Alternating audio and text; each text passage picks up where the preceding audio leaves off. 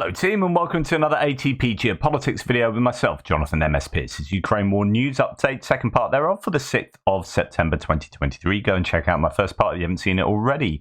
Right, something I actually meant to put in my first part, but I don't know how I didn't copy it over, was this. So General Surovikin, this is in my other bits and pieces section, suddenly disappeared from the website of the Russian Ministry of Defense. So he was a guy that supposedly was sympathetic towards Prigozhin and the mutiny. He had already been moved from being in charge of the Russian armed forces, you know, the project in Ukraine, that is, of the invasion. He was the one that started building the Surovikin lines, that pulled out, successfully withdrew the Russian forces from Kherson during the Kherson counteroffensive.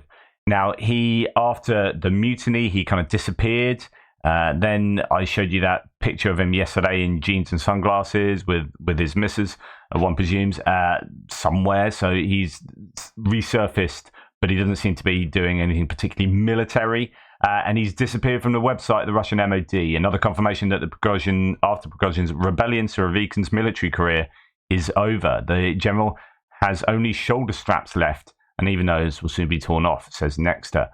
Information about General Surovikin, former commander-in-chief of the Aerospace Forces, has disappeared from the website of the Russian MOD. He's now not on the list of the ministry's leaders either. So he's basically been sacked, effectively, from any military job role. Now, that's important because actually he was, despite being horrific, the butcher of Syria and blah, blah, blah, he was a competent leader. Like, he was able to make some decisions that were beneficial to the Russians. So getting rid of him, I think, is, well, I don't think it's going to work in their favor, even if he did have sympathies towards Prigozhin. Prigozhin is now dead, so, you know. But I guess loyalty is Putin's big thing. He says, you know, he can forgive people for all sorts of things, but he'll never forgive loyalty or something like betrayal, he said, in the last couple of years. And that, I think, is no more evident than here. You know, okay, Surovikin's not dead, but he's politically and militarily dead, so to speak. Right, going to the front lines, we're going to go to Syriac Maps again, who seem to be mapping, as I've said, despite me claiming that they'd stop mapping. So thanks for that.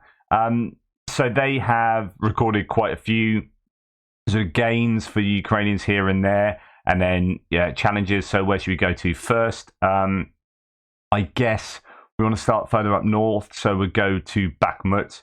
Let's go here. Syriac map saying that the Ukrainians have gained some purchase up to the railway line, and the grey zone is pushed east of the railway line, south of Andriivka. This is something that we'd already known anyway from Andrew Perpetua, so I think it's just a case of catching up. Andrew Perpetua's live stream was interesting last night, talking about yesterday there was this claim about the Ukrainians having some success on the railway around Ozaryanivka, and he was saying that it's almost certainly actually nearer Mayorsk down here, so kind of where I said it was most likely to be actually down in this southern area. Actually somewhere around here, where he's seen shelling to that was sort of prescient of this success for the Ukrainians. So it could well be that they have managed to get to or over the railway line here, and that would allow them some success in being able to hopefully push up on Ozaryanivka from the other side of the canal that's here.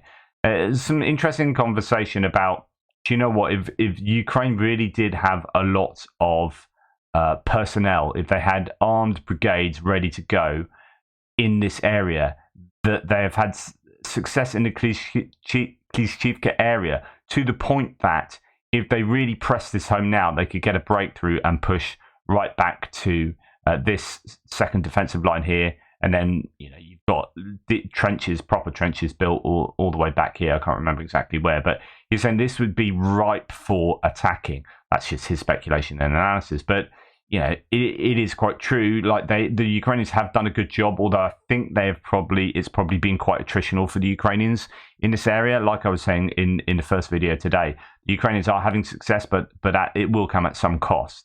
So they are having success here, and it's actually a good time for them to really press that. But whether they have the manpower, and more importantly, the claim is, whether they have the ammunition in this area. So there are some people who say that the Ukrainians don't have enough ammunition in the Bakhmut area, whereas on the south they are using ammunition quite freely because that's their kind of main counteroffensive. Here was more of a I don't know if it's not an afterthought. Sorry, postman arrived. And again, goodness me, doesn't the world know I'm recording?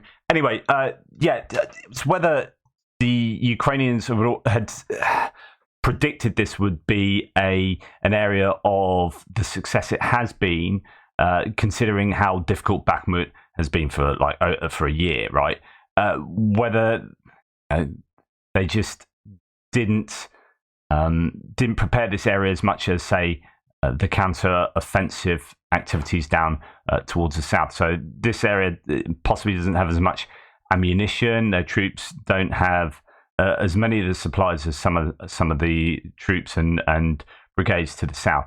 Anyway, so some success for the Ukrainians there. Surovikin Maps then goes on to talk about Novomykhailivka, which is, I'll show you where that is. That is down here in this second pin, and that's between Mariinka and Volodymyrivka or Vuhledar. So some success for the Ukrainians in that sector. Says, Surovikin Maps say that they made new advances into the grey zone, the Ukrainians south of Novomykhailivka. Regarding Mariinka, the situation hasn't changed. Positional battles are taking place from long distances due to the lack of intact infrastructure, so it's all rubble. Ukrainian army is located in the western outskirts, but they are separated from the Russian army with a huge grey area that's completely destroyed. So that's kind of in relation to the claims that the Russians had taken a lot of territory going westwards towards the outskirts, but actually that was really just a single tank that was driving behind enemy lines, behind the Ukrainian lines, and then ended up sort of stopping and getting the hell out of Dodge because they were kind of stuck there with the Ukrainians having RPGs pointing at them. So that didn't suggest, although many people thought it did, that the Russians actually had this territory. They just got a tank all the way behind. Which reminds me, so I did a video yesterday on that hugely impressive, in one sense, tank attack on Uruzhani, single tank attack. I was like, this is either heroic or just suicidally mental. And loads of people piled in correctly with like, no, this is a Wild Weasel style of attack. And I just have to, correct myself to say, yep, it looks like that. I may just go into a bit more depth about that in an extra video. But yes, it does seem like a Wild Weasel attack that the tank was trying to draw the counter battery fire. This is what the Air Force do. I think Wild Weasel come from the Vietnam War, where they basically use a plane to bait the air defenses into firing, so you know where the air defense was, and then you'd hit that. Nevertheless, that is still a really risky thing for that tank to do, and yeah, it might have drawn out the artillery fire so that counter battery could hit it. But rather than me, there's a high probability that those guys were gonna take one for the team, because quite frankly, that was potentially a really heavily mined area, and they were just getting peppered with all sorts of munitions. So it was really high risk, but that's probably the rationale behind it. Anyway, it's just to say thank you so much for throwing in your expertise there. Right, moving on then, Surovikin Maps says that it is somewhat of a stalemate around this area. So this is the Uruzhani area I was just at. Ukrainians have consolidated positions in Uruzhani. News about the beginning of the battle for Zavetny Bazhanya are not correct, in spite of going south. Ukrainian forces are attacking Russian army positions in the eastern high ground, in addition, with the resumption of combat towards Novodonetsk and Novomyrilsk. So far, all attacks were repelled, according to them. Well, there are some claims that the Ukrainians are attacking in Zavitnya Bazhanya. There have been these various claims over the days. A little unsure as to exactly what is correct. I'm wondering actually whether there are some changes. Oh no, that it's down here. That's the Uruzhany and down there. So a bit of gain for the Ukrainians just down in that section there, around there. So anyway, not too much to report of that area. Let's go back to some other sources then. Global War Monitor saying that Ukraine has pushed the Russians out of an area west of Novodonetsk, and this is 2.5 square kilometers being added to the liberated status. So that is coming now towards Robotyne and the no, it's not actually. Sorry, it's back where we were. Novodonetsk here. Sorry. So some area here that has been cleared out by the Ukrainians, taking control of some land there. Depends which map you look at as to how this makes sense, of course. Kodogovsky, who's in charge of Vostok Battalion, says the enemy has managed to squeeze our units. I'm trying to make sense of this statement, because I think it's painting it that things are tough for the Ukrainians. The enemy has managed to squeeze our units, but the result so far is more modest than our efforts. So in other words, they haven't done as well as we have done, I think is that saying. At the same time, about 4 enemy tanks, no confirmed information yet, and up to a platoon of infantry were taken out of action. So that means that's kind of going against that. But at the same time, this has happened, which would say, so the language, it could be the translation going on here. I'm just trying to work out exactly what he means. Spent efforts call for the continuation of the offensive, but the forces of the first wave are already running out. So this is then going back to, this is then him saying that actually things aren't looking too rosy for the Ukrainians. They are losing some equipment, but they must obviously push on in their counteroffensive. So the enemy is preparing to throw into the battle the reserve 38th Brigade. Well, it's not evening yet. So I think that is the Vostok Battalion not doom posting, but saying actually the Ukrainians are, it's taking a toll, this counter offensive on the Ukrainians. Then there are claims of fighting continuing in Zavitnya Bazhanya, which was denied by Surovikin. I think that's possibly a little bit behind Surovikin, because I think there was a claim and then that was refuted, and then they did actually attack, and that's where we're at the moment. The Ukrainians are possibly fighting in Surovikin Bazhanya.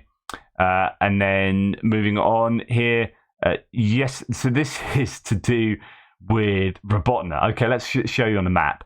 Right, so to go west now from Velika Novosilka, there's not a crazy amount of information coming out. That's why I'm sort of going quite quickly through the map here. We come to Robotyne, where it's obviously, this is the main focus of attention. Now, the Russians, again, were claiming, there were some claims yesterday that the Russians retook Robotyne.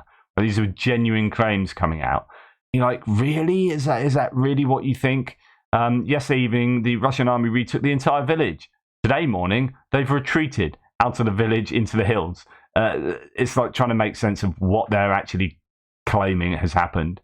Russian mill bloggers are spreading a lot of lies, says this source. So this is a Russian source saying information from the acting governor of the Zaporizhia region, Balitsky, about the abandonment of the village of Robotyne in the Zaporizhia region. So yeah, they retook it and abandoned it all in one afternoon.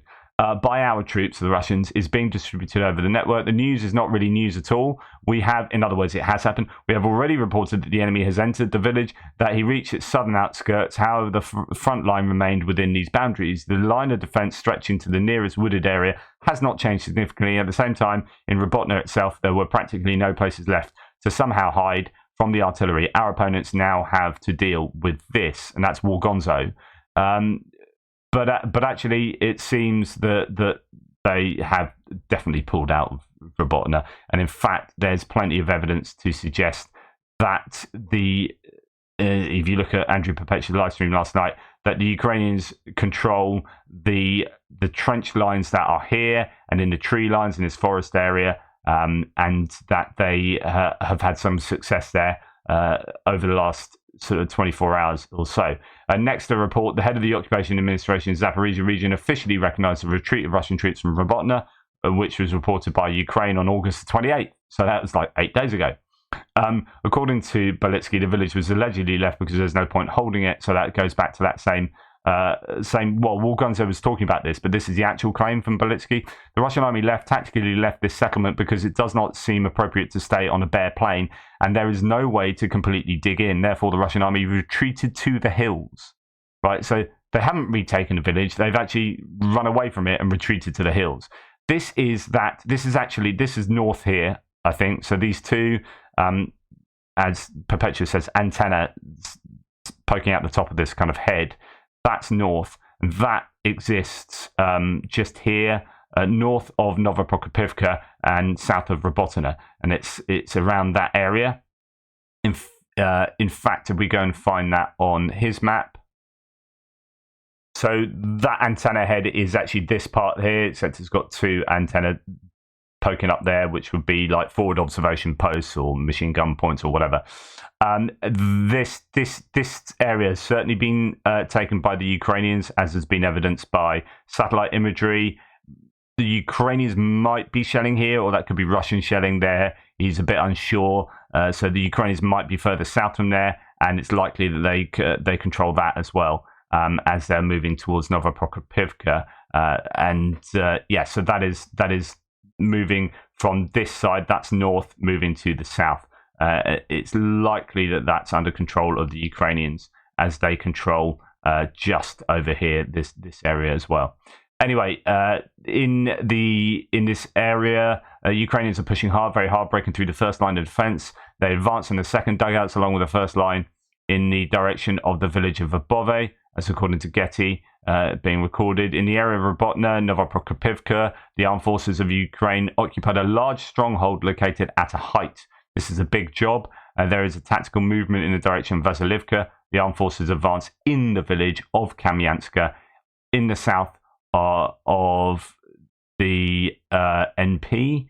And then in Marinsky, I don't know if this is Marinka, the promotion of Ukrainian force has been recorded a few days ago. Tanks worked on positions in the center of the city. I don't know where that is. Bakhmut direction, Ukrainian fighters continue to clear the village of Klishchivka after capturing the center of the village. Russians cling on to whatever they can in the north so as not to lose important positions. In the Andrivka area, the 3rd OSHBR continues its landing movement in the direction of the railway. So that's kind of going over exactly what I've kind of told you already, although we haven't got to Kamyansk yet. And then, according to Global War Monitor, Ukraine has further advanced north of Verbove. 1.8 square kilometers has been added to the liberated status. So that is coming out of here on Andrew Perpetua's map. That would be in this area there, north of Verbove. As you can see, it's still at the point where the Ukrainians are trying to push down the manned trench line towards Verbove, and no doubt to the south as well. No news on that from what I said yesterday.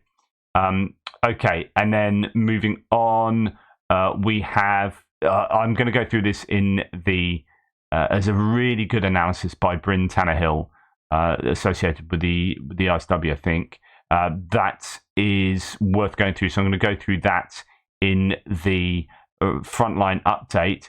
We just go to as you can see, it is pretty big. So in summary, I believe we're seeing the most crucial moment of the offensive right now. Russia has proved competent at falling back on defense. However, as Ukrainian advance into unprepared territory, the threat of mines decreases, reducing the worst barrier. From this, we can infer how to measure success for either side. For Ukraine, I would say a successful conclusion is very difficult, but certainly not impossible either. So we'll go through that a little bit later. Right, there are rumors that Ukraine has entered Novoprokopivka, south of Robotina. So that is a claim from late last night. Whether that is true, we had heard rumors similar to that previously. And then there is this. So I talked yesterday about how Ukraine, I'm going to show you where this is on my map. So coming out of Novoprokopivka, where the Ukrainians have made some gains to the south, going to the south and east of Novoprokopivka. That's according to Andrew Perpetua, but not as many gains as we've previously seen. I think there'll be a lot of operational security and a lot of heavy fighting going on there as they try to expand this salient. They'll also need to make it wider to be able to supply effectively their forces in there. But anyway, as we move west, we come to Kamyanska, and this is that town that is separated by the river, north and south. The Ukrainians have been in the north traditionally, or over time, and then recently, as you can see, the line that indicates the beginning of the counteroffensive Russian defensive line goes along the river course, and we can see that the Ukrainians have actually taken some land to the south.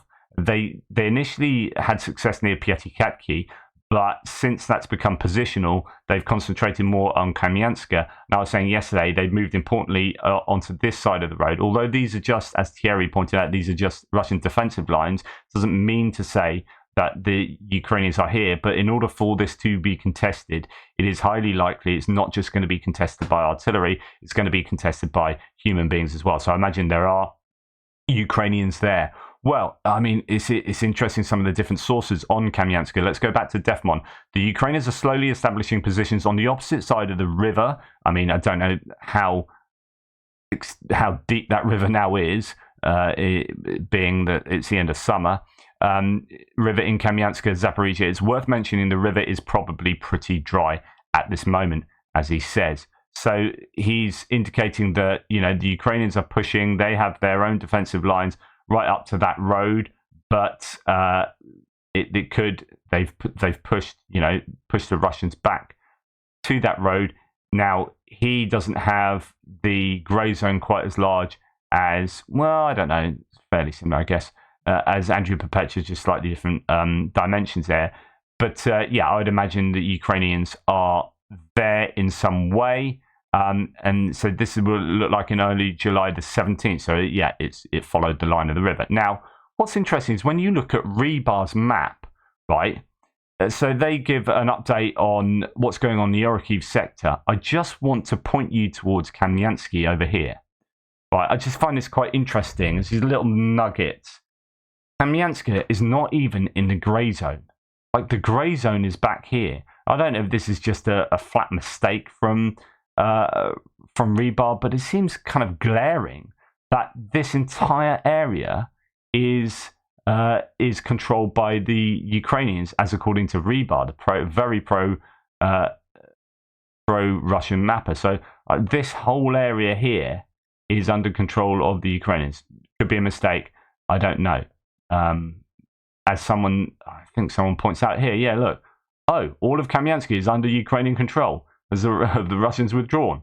I think that's pretty significant, but it could, as I say, it could just be a mistake. Anyway, moving on. So not a crazy amount of information on the front lines today. It seems to go in fits and starts, doesn't it? Moving on to military aid.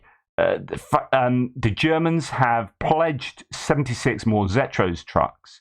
Right, this is on the back of Mercedes-Benz having handed over 100 Zetros vehicles to Ukraine. And in addition, the company have provided driver training.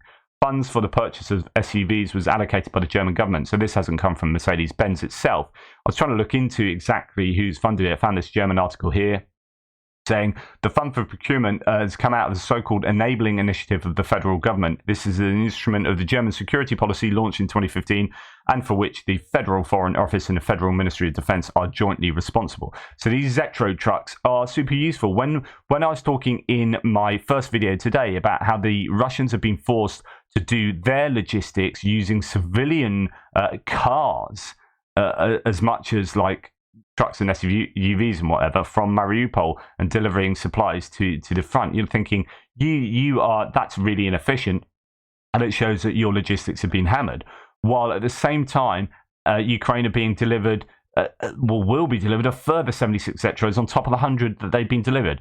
And I repeat myself, sorry, not sorry, but I think this is so important. Whenever you see news like this, the question is, what have Russia got? You know, every time Ukraine gets a delivery of something or a pledge of something, what are Russia getting pledged? So for every 100 Zetros trucks, Russia are getting 0 trucks from outside of their nation. So where are they getting their logistics from? For at the moment, they appear to just be nicking it off civilians.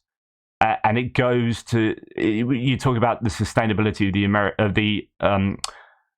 the Ukrainian defense here, and their own offense, it's fairly sustainable given they are getting continued assistance from the rest of the world, and Russia simply aren't.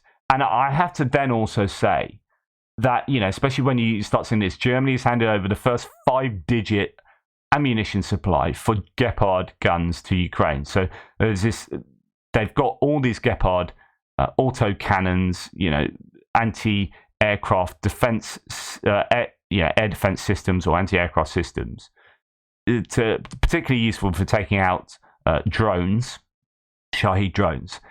Yet they didn't have the ammunition to go with it necessarily, and they've been screaming for Gepard ammunition. Switzerland had a whole bunch, refused to deliver it, and so Germany had to start up production of its own Gepard ammunition, and Rheinmetall seems to have done that and done it in pretty quick fashion. I'm glad we started production so quickly and without bureaucratic hurdles, says Defense Minister Boris Pistorius. Right, okay. I just want to say to my German viewers and to Germany, just bloody good show. You guys, Germany have just now become, after the US are obviously at the forefront with their massive military-industrial defense complex and their huge military budgets and huge stockpiles of everything and their generosity. I don't need to say awesome. Like, it should be fairly obvious that Americans have been awesome. Could they be more awesome? Of course they could. Everyone could. But Germany went from getting the piss taken out of them for offering 5,000 helmets at the beginning of the war to just giving all sorts of stuff. They've really, really turned it around. And, I think they have to have a pat on the back for that. So, for what it's worth, from me, a virtual pat on the back.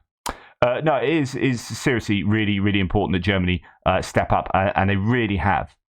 Okay, moving on, we see that European industrial capacity has increased. I think by the end of the year, or the beginning of next year, we'll be able to produce almost double what we produced in Europe a year ago, says the Minister of Defense for Estonia, Hanna Pevkur. Again, really important in terms of being able to help Ukraine. That's contingent upon the manufacturers being able to produce the stuff, not only to sort of backfill, but to directly provide, in this case, ammunition, artillery ammunition, mortar ammunition to Ukraine. That has been a real success story in terms of being able to ramp up production and change the industrial capacity in the defense sector in Europe and elsewhere, places like Australia and obviously the US too. The priority of the Netherlands here, I think this can't be emphasized enough, right? F-16 fighter jets, this is their priority, say Netherlands, that F-16 fighter jets appear in Ukrainian skies as soon as possible. Says the new head of the Ministry of Foreign Affairs. So that's great. If you've got a new head of foreign affairs and they are saying, yep, we need to do this, then that's a good look for the Netherlands. Awesome stuff for the Dutch there. During a conversation with the Ministry of Foreign Affairs of Ukraine, I think airframes are so important. It's the airframes and, of course, the ordnance that goes on board. So they need cruise missiles. They need the American equivalents of the kind of Storm Shadow, Scalp, Taurus, whatever. They need that aren't compatible with F-16. So therefore, it's going to be easier, really. It's all about, see the Perun video on this from last Saturday, but it's all about the US providing the ordnance to go along with the airframes as well. Blinken is in Kiev as we speak. The Secretary of State, Antony Blinken, who I've got a lot of time for, he's having a 2-day visit to Ukraine. I was going to mention that in the geopolitical section, but it's thought that he might announce a $1 billion package from the US, which would be massive, says a senior State Department official, briefing reporters for the trip. He is a really big advocate of Ukraine and defense of Ukraine. Now, talking about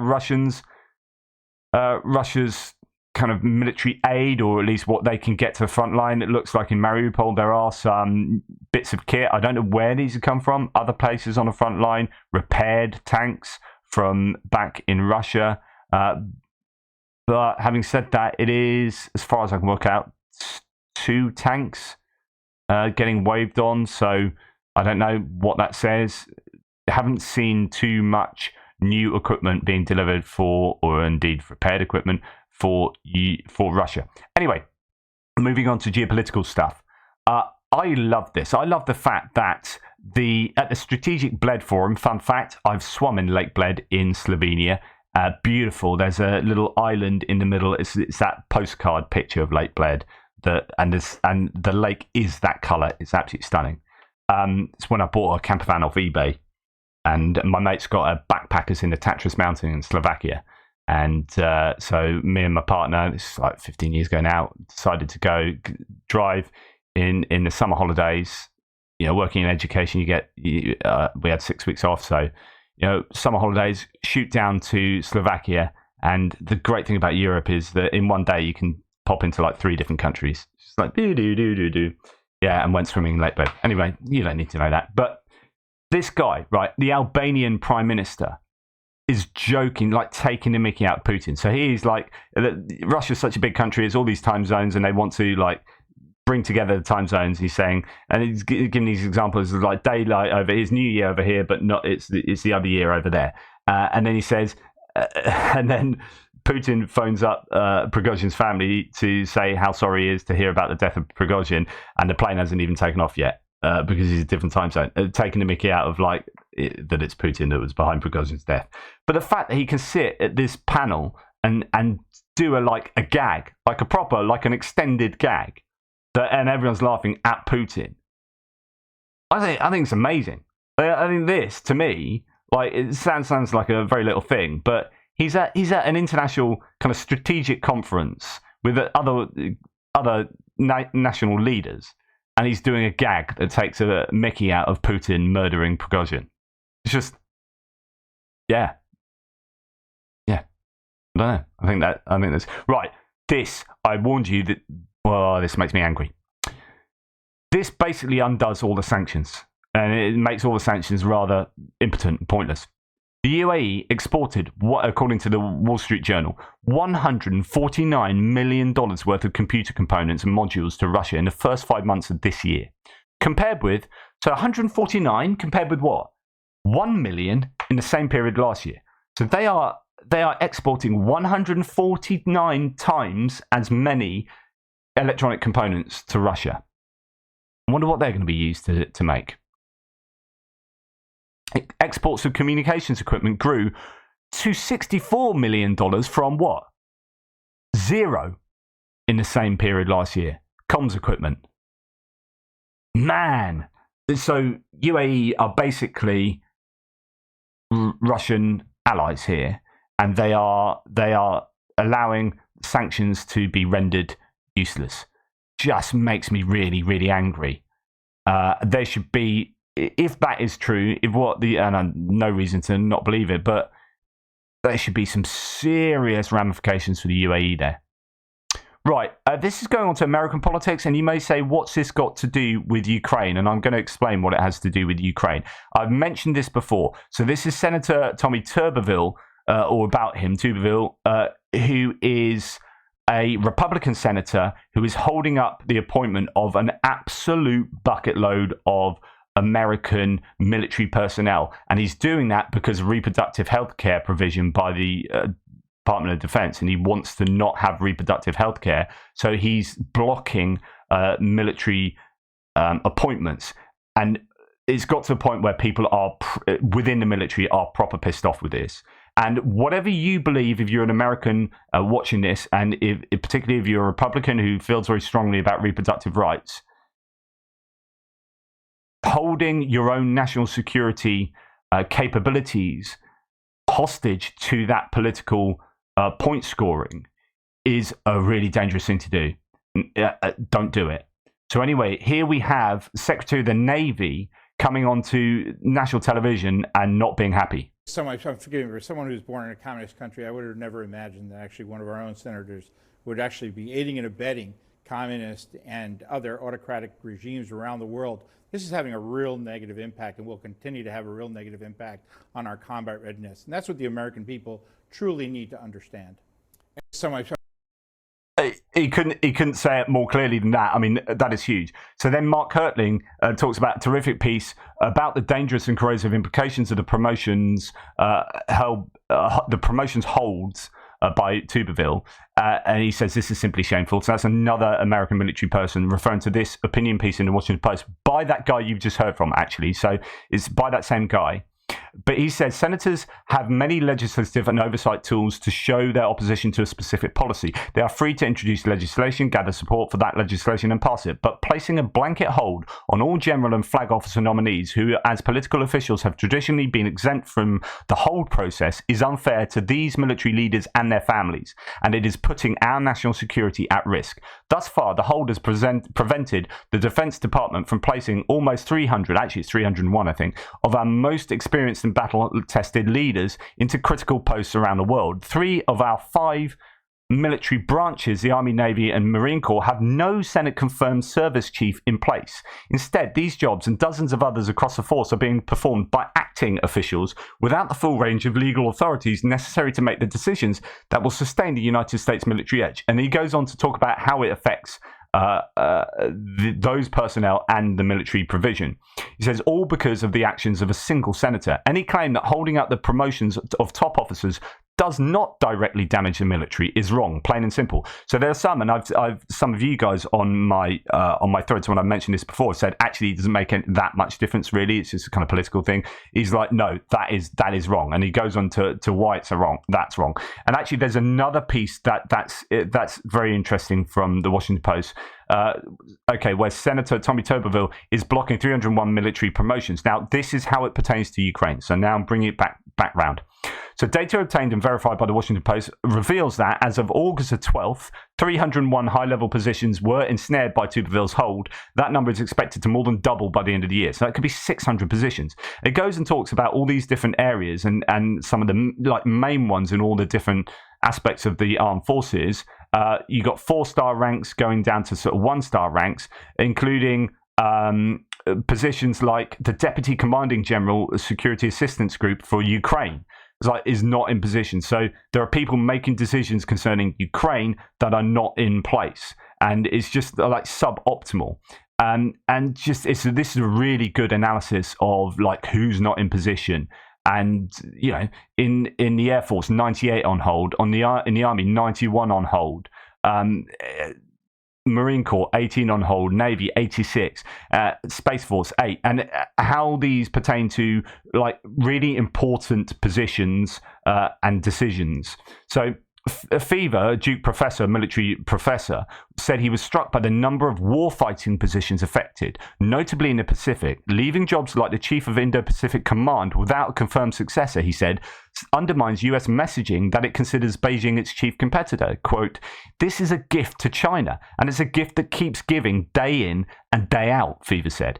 Fever said the situation also leaves the US on less steady footing with allies and partners. Numerous nominees are expected to cultivate strong relationships overseas. Of note, Brigadier General Charles D. Bolton, an Air Force officer nominated to become Deputy Commanding General of Security Assistance Group Ukraine, an organization established last year in Wiesbaden, Germany, to oversee the flow of weapons to the government in Kyiv as it fights off a Russian invasion. More than a dozen other effective jobs are spread across Europe, the data shows. So on and so forth. It's just like the analysis here is really impressive by the Washington Post here. Just gives you a sense of how wide-ranging these holds are. Like, if I was American, I would be super, super annoyed at this. Like, political point scoring at the expense of not just national security for the US, but global security for the US hegemony and their allies, i.e. Europe and the US and Ukraine. This is just by this one guy, by one former coach turned senator, Tuberville. Just, gee whiz, somebody get rid of that guy. Like, vote him out. Moving on. Secretary of State Antony Blinken's in Kyiv, as you know, for 2 days. And hopefully he will do what is right for Ukraine. and I have confidence in him in doing that. Anyway, thank you for watching. Please like, subscribe, and share. Let me know what you think. Sorry, it's been 2 long videos today. I'll try and make them shorter tomorrow. All the best. Speak soon.